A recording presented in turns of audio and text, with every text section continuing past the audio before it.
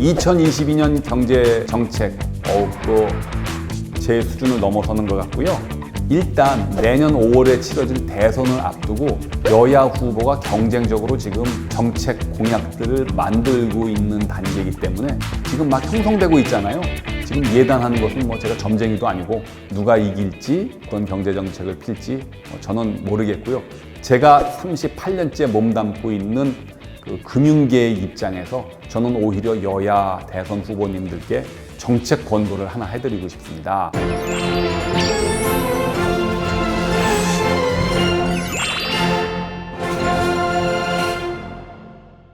지금 여야가 아주 팽팽하게 경쟁을 하고 있기 때문에 20, 30대 표를 얻기 위해서 청년 실업, 청년들 또는 소상공인, 자영업자들의 표를 어필하기 위해서 솔직히 완화적 재정 정책? 이런 것들을 경쟁적으로 하는 것 같아요. 기본소득, 기본주택, 기본대출, 100조 예산 추가 편성 뭐 이런 얘기들이 나오는데 그것에 대해서 제가 감히 이래라 저래라 말씀은 못 드리겠는데 그러는 와중에 우리가 잊고 있는 것이 있습니다. 금융 측면에서는 좀 여야 후보들이 조금 덜 관심을 갖고 있는 게 아닌가 해서 몇 가지 제가 제안을 드리려고 하거든요. 흔히 뭐 여야 가릴 거 없이 이번뿐만 아니고 이전, 그 전전, 전전전 계속 대선 후보들 공약 중에 꼭 그게 들어가 있습니다. 신용보증기금의 재원을 국가 재정으로 확충을 해서 영세 자영업자, 소상공인들에 대한 보증 서비스를 늘리겠습니다.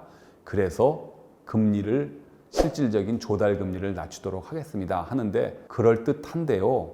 돈 빌려가는 사람들의 신용 상태를 평가하고 거기에 맞춰서 금리를 매기는 것은 은행이 해야 될 일 아닌가요? 그거를 신용보증기금이라는 준공공기관이 나서서 보증을 해줄 테니까 은행 보고 안심하고 대출을 하라는 것은요. 시장 메커니즘을 무시하고 은행들은 그냥 탱자탱자 놀면서 신용평가를 포기한 채 남이 해준 신용 등급에 따라서 대출을 한다는 거니까 도덕해이를 초래하고요. 사회 전체적으로 보면 자원 배분의 효율성이 떨어지는 것이 사실입니다. 그래서 정부 돈으로 신용보증기금만 늘린다고 해서 경제가 절대로 좋아지지 않고요. 그것은 지속 가능성이 없습니다. 그런 선심성 금융정책은 좀 이번에는 좀 자제해 주시고 이걸 자금 공급의 확충 또는 실질적인 조달금리에 저하하고 통화정책을 하나로 묶어야 된다. 그러면 어떤 방법이 있을까요?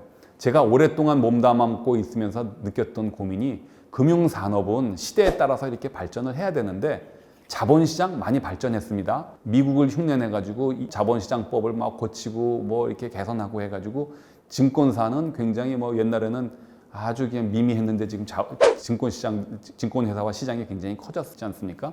은행은 은행대로 무슨 5대 천왕이라고 하나요? 아직도 세계 수준에 비하면 좀 작긴 하지만 은행들도 커졌고요. 그렇지만 소위 말해서 서민금융기관이라는데 70년대 박정희 시대 때 만들었던 신협, 저축은행, 새마을금고 요 세 군데는 워낙 영세하고 미미하니까 빅플레이어가 들어올 때 끼지도 마라 해가지고 이 변방의 사각지대에 있는데요. 사이즈가 달라서 그렇지 새마을금고하고 은행하고 다른 게 뭐가 있습니까? 그래서 금융업이 크게 발달한 스위스도 그렇고 뭐 유럽 거의 대부분의 국가가 은행법 하나를 통해 가지고요. 큰 은행이나 작은 새마을금고나 똑같이 포괄을 하는데 우리는 아예 은행하고 새마을금고는 겸상을 할 수가 없어 하고 딱 금을 그어놨거든요. 언제까지 그럴 것이냐. 우리나라 금융산업 개편을 통해 가지고 소형 아주 미세한 새마을금고, 신협, 저축은행 같은 것도 통폐합을 해서 조금 굵게 키우는 가운데 한국은행이 거기다 직접 대출도 해주고 거기에 맞춰서 규제를 강화해가지고 소위 말하는 서민금융기관들을 정비하면서 금융산업을 개편을 해야 된다. 그렇게 되면 서민금융기관들이 한국은행으로부터 직접 돈을 받기 때문에 조달금리가 싸져서 소상공인, 자영업자들의 실질적인 혜택이 늘어난다. 그래서 제가 드리고 싶은 말씀은 파퓰리즘을 지향하기 위해서는 지속 가능한 금융 시스템을 만들어야 된다. 그리고 나아가서 중앙은행이 그런 작은 금융기관에도 직접 자금을 공급할 수 있는 채널을 만들어야 된다. 이게 파퓰리즘이냐고요? 절대로 그렇지 않습니다. 미국이 1979년에 통화관리법이라는 것을 만들어가지고 이미 그렇게 했고요. 유럽은 그거보다 훨씬 전 그리고 일본은 제2지방은행이라고 해서 자잘한 금융기관들을 제도권으로 이렇게 흡수해서 중앙은행이 직접 상대하는 시스템을 만들어놨는데 우리가 그걸 지금 30년째 모르고 있는 겁니다.